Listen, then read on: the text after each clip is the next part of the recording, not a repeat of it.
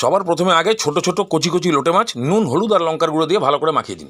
এবার একটা কড়াইতে তেল ভালোভাবে গরম করে 1 চামচ রসুন বাটা দিয়ে ভালো করে ভেজে নিন। তারপরে পেঁয়াজ দিন, পেঁয়াজটাকেও হালকা লাল লাল করে ভাজুন। এবার দিয়ে দিন অতি গুণসম্পন্ন ছোট ছোট করে কাটা বেগুন। ভালো করে ওথল পোথল করে তেলটাকে পুরো বেগুনের গায়ে লাগিয়ে দিন। এবার পরিমাণ মতো নুন হলুদ আর 1 চামচের থেকে সামান্য একটু কম জিরে গুঁড়ো দিয়ে ভালো করে বেগুনটাকে ভেজে, দরকার পড়লে 1 পিস ঠান্ডা করে মুখে দিন। যদি বোঝেন এখনো কাঁচা বেগুনের ভোদরা মার্কা গন্ধ আছে তাহলে আরেকটু ভেজে নিন। তাহলে বেগুনটা মোটামুটি 90% ভাজা হয়ে গেল। এবার দিয়ে দিন রং করা লোটে মাছ। এবার সবের সঙ্গে ভালো করে মিক্স করে দিয়ে দুটো ছোট সাইজের টমেটো দিয়ে ঢাকনা দিয়ে দিন লো ফ্লেমে 5 মিনিটের জন্য। 5 মিনিট পরে ঢাকনা তুললেই দেখতে পাবেন এতদিন সাগরে যা জল খেয়েছিল সব আপনার কড়াইতে উগলে দিয়েছে। এবার খালি নাড়িয়ে ছাড়িয়ে জল শোকানোর পালা। নুন ঝালের পরিমাণটা ভালো করে দেখেন। বাড়িতে যারা ঝাল বেশি খায় তাদের জন্য 4-5টা কাঁচা লঙ্কা দিয়ে দিন। ভালো করে নাড়িয়ে ছাড়িয়ে শোকাতে থাকুন, তবে এমন শুকানো হবে না খিচুড়ির মতো অনেকটা কাদা কাদা হবে। বাস এই পজিশনে এসে গেলে সামান্য একটু ধনেপাতা উপর থেকে ছড়িয়ে দিয়ে ভালো করে মিক্স করে 2 মিনিটের জন্য ঢাকনা দিয়ে রাখুন। ঢাকনা সরালেই বুঝতে পারবেন সেন্ট পুরো ঘরময়। আর রেসিপিটাকে হেলা ফেলা ভাববেন না, এইভাবে বানালে হেভি টেস্ট হয়।